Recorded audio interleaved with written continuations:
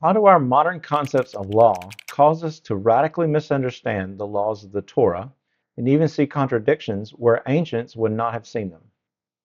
In this lesson, we'll also see how even modern scholars come to many conflicting conclusions based on an anachronistic imposition of modern statutory law on the ancient texts. Perhaps even more importantly, we're going to see how the ancients adopted the laws of the Torah even while revering.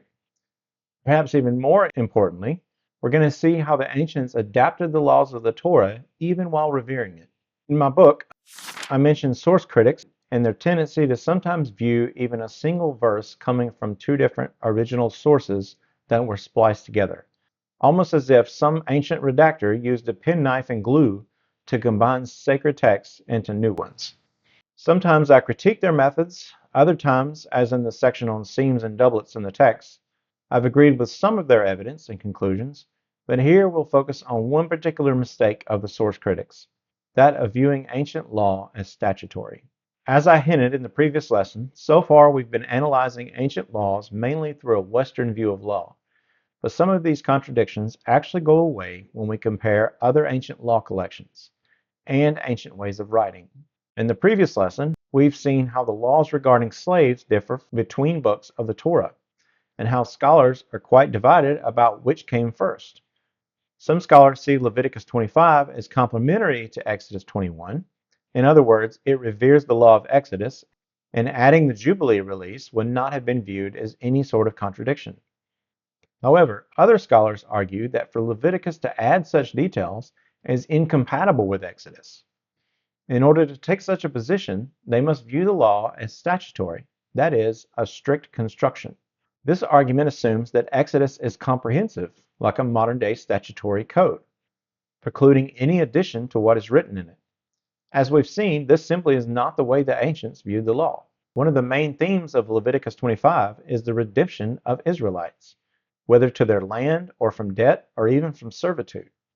The modern mind can be so fixated on strict interpretation of a law collection that it fails to take a verse like 35 in context of what follows it. I have often heard it taught that this verse bans enslavement of a fellow Israelite, if it appears to directly contradict Exodus 21 and Deuteronomy 15, which are rules about how to treat your Hebrew slave. However, what Leviticus 25:35 actually says should be understood by all that follows it. Yes, an Israelite who falls on hard times will have to serve for that debt. The Levitical law is more concerned about how the man is treated while he serves. Even though he is in bondage to another, he must be treated as if he were a hired laborer. It is a banning of the way slaves were conventionally treated, not of actual servitude. Verse 40 also is sometimes interpreted by moderns to say that the Israelite servant is to be paid, which would seem to contradict Exodus 21, which does not mandate payment, and Deuteronomy 15, which stipulates only a gift upon release. But if we understand verse 40 to be about how they were to treat an Israelite servant and not an outright ban on it, Leviticus 25's point is not about payment, but treatment. Some scholars have argued that since Leviticus 25 does not mention the seventh year release, it therefore rejects it. To do so, one must wonder at how Leviticus can show so much concern for the poor and yet make some people wait most of their life to be released, while Deuteronomy 15 only requires 7 years. Recall that Leviticus Jubilee only came around every 50 years, a lifetime for many peasants in the ancient world. However, much of Leviticus 25's focus is on the year of Jubilee, not laws of debt bondage per se. It does not attempt to give exhaustive laws for the latter. To argue that it must is an imposition of modern notions of how a statutory code must be exhaustive. To prove how the ancients viewed laws differently than we do today is quite easy. Barry Eichler makes an excellent comparison to cognate laws of the ancient Near East in the laws of Eshnunna. In the laws of Eshnunna, a man who has been missing is allowed to retake his wife who had remarried in his absence. In the laws of Hammurabi, which came about a century and a half later, we find the additional detail that he is also allowed to take the children of that union. Which details are included depends on the main topic of each law. Sections 25 to 29 of the laws of Eshnunna focus on the marital rights of a husband in general, not just on the case when a husband returns after being missing.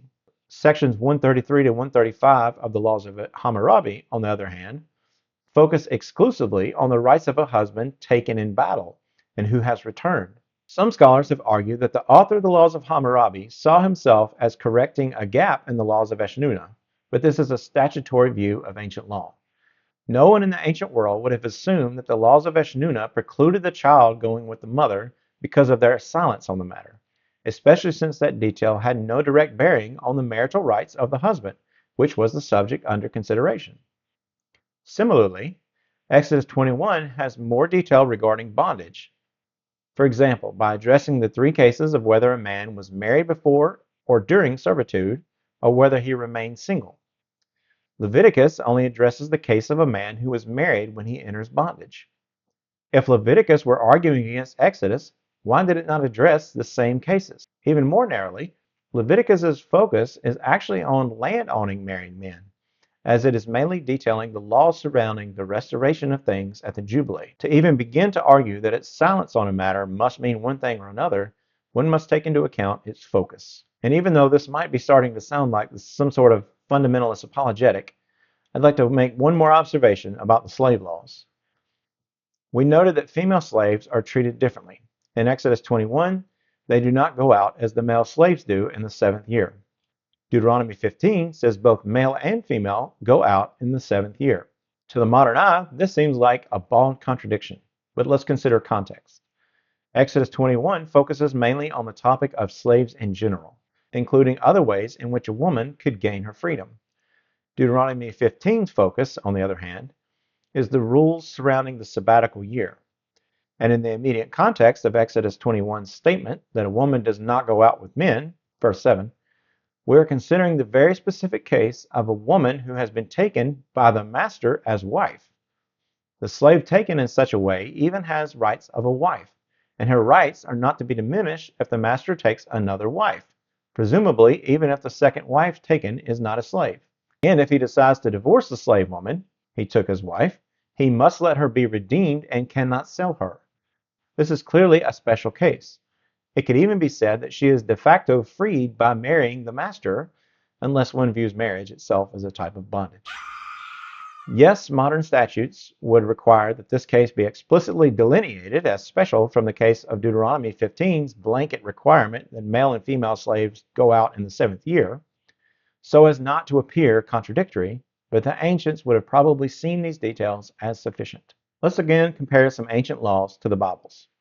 Josh Berman cites a fascinating cognate case in the laws of Hammurabi, an apparent contradiction that has baffled many scholars, since the two laws in question appear to be written in the same period, probably by the same author.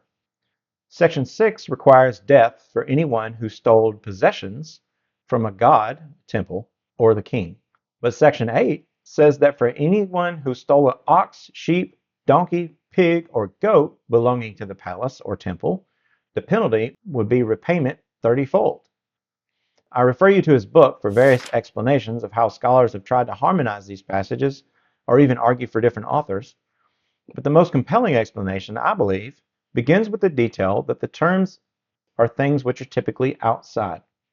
But to argue that items stolen within the temple or palace warrants a greater punishment does not answer why the broader term of possessions is used for the death penalty case. But if we conclude that Section 8 is implying lack of intent, the thief did not know a thing belonged to the temple or palace, then we have our answer. Of course, no modern lawyer would ever make such a leap when reading modern law, but that just shows how different our law is. I've been saying how the ancients viewed law as fundamentally different from our legal code. We've cited examples of this, but it would be helpful, I think, to mention a few more to bolster the case. One of the clearest proofs is how the biblical authors would often blend the laws from different parts of the Torah, much like modern Christians will cite passages from multiple books of the New Testament to flesh out sometimes even a single doctrine. Except that I would argue that the ancients did so far more artfully, as we'll see. You may recall that we've already mentioned one such case in a previous lesson regarding 2 Chronicles 35's combination of the two different cooking methods for the Passover lamb mentioned in Deuteronomy 16 and Exodus 12. But there are many similar harmonizations, which are a quite fascinating phenomenon. Exodus 23:11 only portrays the sabbatical year as agricultural. Deuteronomy 15 adds that the sabbatical year is also a time for debt and slave release. Nehemiah 10:31 conflates these two laws as if they were written as one. Even more blending occurs in Ezra 3:4's depiction of the keeping of the Feast of Booths, where language is combined from 3 books of the Torah. The expression of making or doing the festival is distinct to Deuteronomy 16:13. The expression by number and according to the rule is found only in Numbers 29, with a significant sevenfold repetition, and on each day is only found in Leviticus 23:37. Jeremiah 34:12-17 similarly borrows language from both Deuteronomy 15:2 and Leviticus 25:10. Joshua 20:1-9 combines legislation regarding cities of refuge from Deuteronomy 19 and Numbers 35. 1 Samuel 15:2 combines language from Exodus 17 and Deuteronomy 25, which differ on who is to wipe out the Amalekites, God or Israel. These are just a sampling of many such occurrences. If you'd like to dive into any of these, just check out my blog post and the link below. These legal blends often serve other functions besides just trying to make sense of differing law collections. They're often found in speeches to the people, such as Nehemiah 5:1-12. Sometimes they serve a hortatory purpose or are intended as establishing legal norms for the community. Sometimes they seem to expand on the law, as with the admonition of Isaiah 58, which borrows rules about the Day of Atonement from Leviticus 23:26-32 and chapter 16. Yet Isaiah applies them to general days of fasting, which is never commanded explicitly in the Torah, as I mentioned in a previous lesson. Perhaps the most interesting use of combinations of Torah law is rhetorical use, as a literary framework, or even for a plot structure. In the story of the witch at Endor in 1 Samuel 28, where Samuel summons the dead prophet Samuel, even Saul's own dialogue borrows from the language of Deuteronomy 18's prohibition against what he is doing. And the storyline itself also borrows language from Leviticus 19:31. The type of plural for mediums is only found in these 2 passages. Deuteronomy 18 emphasizes how one is supposed to inquire, not of mediums, but of Yahweh and his prophets. To drive home the point, the passage uses word or speech a significant 14 times, a term which is repeated in the story of 1 Samuel 28. But it's not just the language of the Torah that the story draws from, but actual details. For instance, Deuteronomy 18 explains that a true prophet will be known by whether what they predict comes true. Well, sure enough, Samuel's message of the destruction of Saul's dynasty is a prediction which comes true the very next day. A similar combination occurs in the story of Gideon's destruction of the town's pagan worship site in Judges 6, which borrows language from Deuteronomy and Exodus. Deuteronomy 7 and 12 add the command to burn idols to the law in Exodus 34. Many scholars view this as yet another evidence that Exodus was an earlier law. Deuteronomy also changes the verb used in Exodus 34, the command to cut the asherim down, to the more specific chop. Yet only a modern view of strict construction of the law would conclude that this was evidence of a distinct legal school, against which Berman argues. The language employed in each of the 2 passages depends on their hortatory theme and purpose. Deuteronomy 7 repeats the command to burn the idols, the purpose of which is to ensure these objects of wood, silver, and gold do not become a stumbling block to them. The repetition of cut for rhetorical emphasis in Exodus 34, on the other hand, emphasizes a contrast between the covenant with God, which they cut, against the images which are to be cut, in order to ensure the future of that covenant.